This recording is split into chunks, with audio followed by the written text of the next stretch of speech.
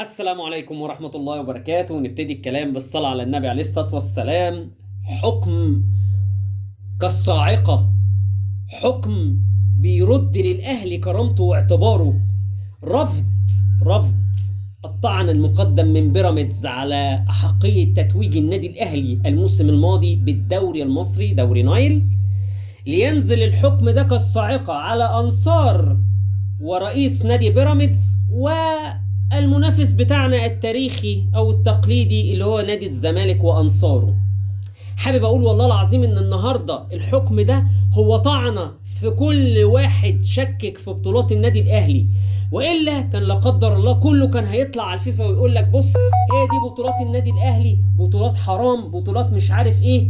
وهو النهاردة المحكمة الدولية في الفيفا الكاس أعلى سلطة في الفيفا تحكم بأحقية النادي الأهلي ورفض طعن بيراميدز وتغريمه رسوم الطعن. ممدوح سوسو راحت عليه فلوسه. انا بس عايز اتكلم على بعض اليوتيوبرز والصفحات. منهم اول صفحه اللي هي طبعا اكبر صفحه بيقولوا ان هي زملكاويه، اللي هي ايطاليان زملكاوي والمختلط. وطبعا الصفحات دي كتبت بعد الحكم بطوله حرام تضاف الى بطولاتهم. يا عم الف مبروك يا ندى، عينيا يا ندى، هنبقى نضيف البطولات الحرام عندنا، ابقى اعمل زيي. اتكلم طبعا على اليوتيوبرز. طبعا انا هتكلم على بعض اليوتيوبرز الاهلاويه منهم اسلام مهدي، وبعض اليوتيوبرز الزملكاويه زي عبد الرحمن طارق الشابوني.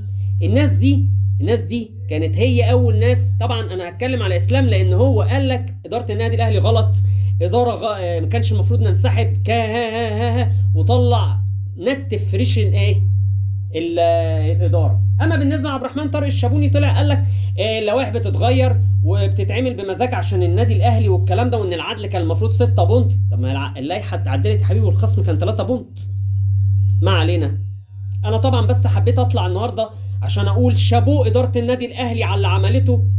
اتخذت الاجراءات الصح وانسحبت في الوقت الصح وضمنت حقها، وكله بالورق والمستندات. وصدق الراجل اللي كان مع رفاعي الدسوقي، انا البلد يا رفاعي. مبروك النادي الاهلي. كابتن ميدو، ما شفناكش يا كابتن ميدو، طلعت مع بيراميدز وعملت قضيه. يبقوا سدوا بس الفلوس اللي عليكم، لحسن بعد كده يخصموا منكم نقط وينزلوكوا درجه تانية. النهارده بجد اقسم بالله النهارده الاحتفاليه التانية بالدوري بتاع الموسم اللي فات. عارف ليه؟ عشان هي دي عقليات نادي الزمالك وبيراميدز اللي هم عاملين ثنائيه ضد النادي الاهلي. ما تجيش تسال واحد زملكاوي هيطلع يقول لك الحق، لا ابدا، الا قليل. الوحيد اللي اتكلم في القضيه دي زملكاوي وطلع صح، الهستيري. برافو يا كابتن هستيري، والله انت الوحيد اللي طلعت. عشان كده الزملكاويه بيهاجموا الهستيري، لان الوحيد الزملكاوي اللي بيطلع يقول الحقيقه. وهفضل اقولها. الراجل ده بعد ال11 للنادي الاهلي في افريقيا، بعد ما كسبنا الوداد، طلع قال الاهلي سيد افريقيا، بطل افريقيا المره ال11، وكفايه هقص. لان كل من انت فيه ايها الزمالك هو الهقص. انت طول عمرك مركز مع النادي الاهلي، انا عايز اعمل الترند الاوف الاح الكلام ده، وفي الاخر ما بتاخدش بطولات، بتقعد في الكونفدراليه. على فكره انا بس اقول حاجه بس عشان الناس بس الزملكاويه اللي فرحانه، يا حبيبي تصدر، بس من يضحك اخيرا يضحك كثيرا. النادي الاهلي علمنا كده، استناك لغايه النهايه ووريني هتعمل ايه.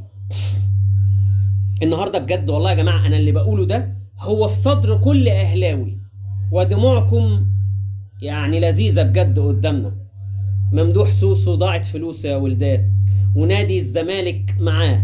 الف سلامه عليكم يا جماعه، مبروك جمهور النادي الاهلي على انتصار الحق وانتصار مجلس الاداره. كابتن خطيب، الناس الاهلاويه اللي هاجمتك مديونالك باعتذار ليك على ان انت اتهاجمت بعد ما انت كنت واخد القرار الصح بالانسحاب عشان مبدأ تكافؤ الفرص والعدالة.